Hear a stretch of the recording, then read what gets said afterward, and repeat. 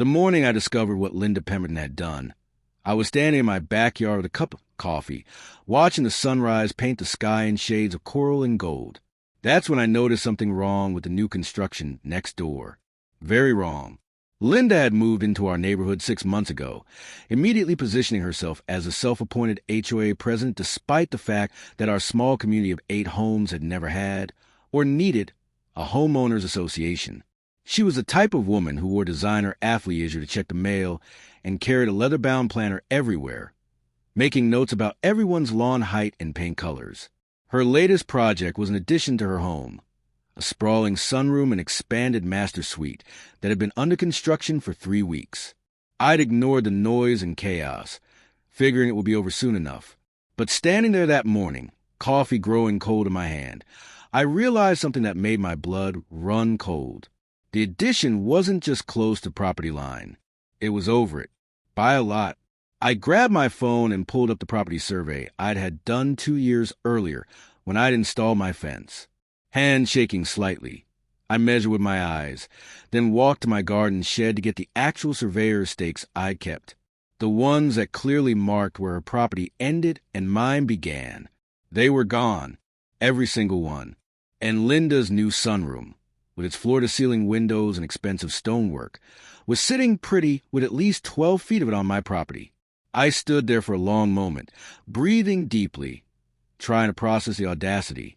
Then I walked to my front door, got in my car, and drove straight to the county recorder's office. By noon, I had everything I needed: official property maps, my recorded survey, and the contact information for Surveyor, who'd done my original work. I called him from the parking lot. "Tom, it's Marcus Chun. I need you to come out today if possible.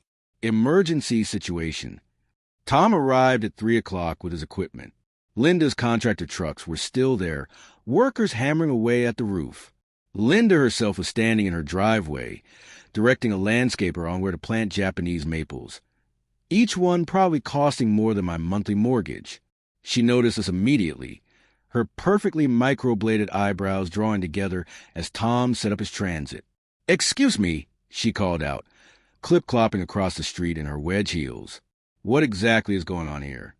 "Property survey," I said calmly, just confirming my boundaries. Her laugh was sharp and artificial. "We already had the property surveyed, Marcus. Everything is precisely where it should be.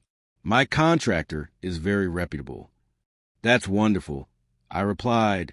"Then you won't mind us double-checking." Her expression shifted, something cold sliding behind her eyes. "I think this is a waste of everyone's time. And frankly, it's rather hostile. As HOA president." "Linda," I interrupted, "we don't have an HOA." "We do now. I've drafted bylaws and everything. You should check your mailbox. I've sent everyone copies." I ignored her, watching Tom work. He moved methodically, checking angles, driving temporary stakes, making notes. The afternoon sun beat down on us as a small crowd gathered. A few neighbors, some of Linda's construction workers, and Linda herself, arms crossed, radiating indignation. After 45 minutes, Tom approached me with his clipboard. His expression said everything. "Marcus, your original survey is accurate. The structure next door crosses your property line by 12 feet, for inches at the deepest point. The entire sunroom and approximately 30% of the master suite addition are on your land." Linda's face went white, then red. "That's absurd. My contractor used a professional surveyor. Did you see the survey report?" Tom asked her. She sputtered. "Well, no, but Rick—" "That's my contractor," he assured me. "Where are my survey stakes?" I asked quietly. "The ones that were marking this exact boundary?" Linda's mouth opened and closed. "I have no idea what you're talking about." One of her workers, a younger guy with kind eyes, cleared his throat. "Ma'am, Rick told us to pull up some stakes that were in the way. Said they were old and didn't matter anymore." The silence that followed was deafening. "You need to stop construction immediately," Tom said, his professional demeanor firmly in place. "Building over a property line is a serious violation." Linda's voice climbed an octave. "Stop, stop, Do you have any idea how much money I've invested in this addition? The architect, the permits, the materials. This is a $200,000 project. That's unfortunate, I said, but it's on my land. Her eyes narrowed to slits. You're doing this because you're jealous. You've always been jealous of my success, of my beautiful home, of the improvements I've made to this neighborhood. I'm doing this because you built on my property without permission. I'll sue you. She was shaking now, her designer purse sliding down her arm. I'll sue you for everything you have. You're trying to sabotage me. Linda, Tom interjected gently. He's within his rights. This is his land. She spun on him. And who are you exactly? How do I know you're not in on this? Helping him fabricate data to steal MY Edition. Tom's jaw tightened. Ma'am, I'm a licensed surveyor with 20 years of experience. My measurements are documented and verifiable by the county. You're welcome to hire your own surveyor, but they'll tell you the same thing. Over the next week, Linda did exactly that. She hired 3 different surveyors. All 3 confirmed what Tom had told us. The construction stopped, but not because Linda wanted it to. The county inspector red-tagged the project after I filed a formal complaint. That's when things got interesting. Linda called an emergency HOA meeting in her half-finished sunroom, the sunroom that was technically mine. Only 2 neighbors showed up, mostly out of curiosity. I attended with my lawyer, David Rothstein, a friend who specialized in property law and who found the entire situation endlessly entertaining. Linda sat at a folding table with her fake bylaws spread before her like holy scriptures. I'm calling this meeting to order to discuss Marcus Chen's hostile actions against this community. His refusal to be reasonable about a simple boundary dispute is holding up crucial improvements and negatively impacting all our property values. Linda, said Mrs. Patterson, the elderly widow from across the street, it's not a dispute if he's right. That building is on his land. Details. Linda snapped. Technicalities. In the spirit of community and neighborly cooperation, Marcus should allow the addition to remain. It's already built. David leaned forward, smiling pleasantly. Mrs. Pemberton, are you suggesting my client should simply gift you 12 feet of his property and the structures you built there? Structures worth approximately $80,000 by my estimation. It would be the decent thing to do, Linda said, actually believing her words. The Christian thing. I'm Buddhist, I said. Then it would be the Buddhist thing. I almost laughed. Tell you what, Linda, I'll offer you 3 options. 1. You purchase the land from me at fair market value, plus compensation for the unauthorized use. 2. You remove the portion of the addition that's on my property at your own expense. 3. You deed the entire addition to me, and I'll decide what to do with it. Her face went purple. Those are outrageous. Completely unreasonable.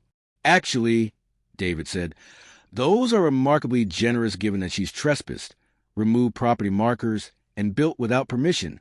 Marcus could pursue significant damages. Linda's hands clenched into fists. I want option 4. You stop being a petty, small-minded tyrant and let me finish my house. That's not on the table, I replied. She stood so abruptly her chair fell backward. Fine. You want to play hardball? I'll show you hardball. I'm filing an HOA lien against your property for violations. Multiple violations. Of what?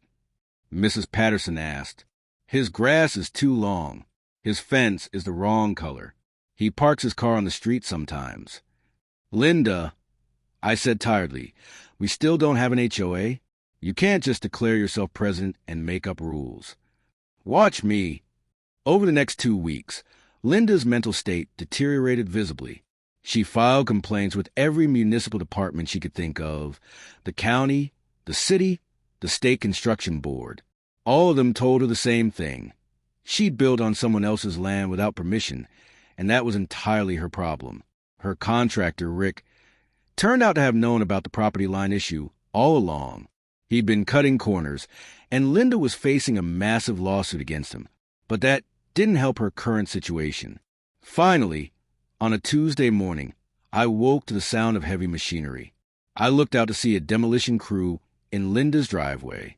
She was standing on her lawn in a bathrobe, mascara-stained tears streaming down her face, watching as they began carefully dismantling the portion of her addition that sat on my land.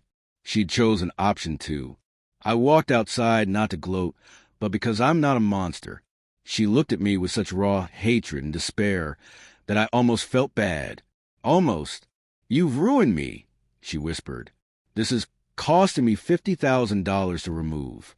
$50,000, plus the lost value of the addition, plus my lawsuit against Rick. I'll probably have to sell the house." "You should have checked before you built," I said simply. "I thought," Rick said.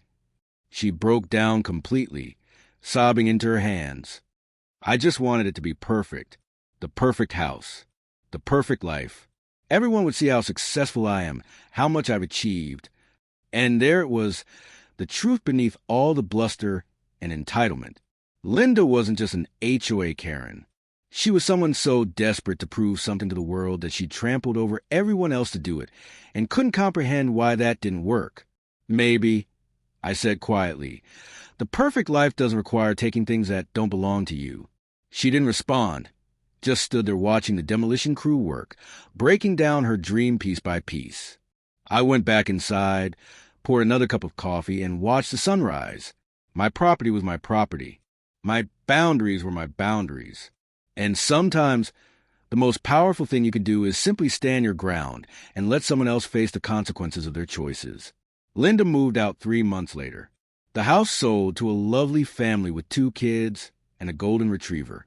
They've never once mentioned starting an HOA. And every morning when I drink my coffee in my backyard, I smile at that property line, intact, respected, and exactly where it should be.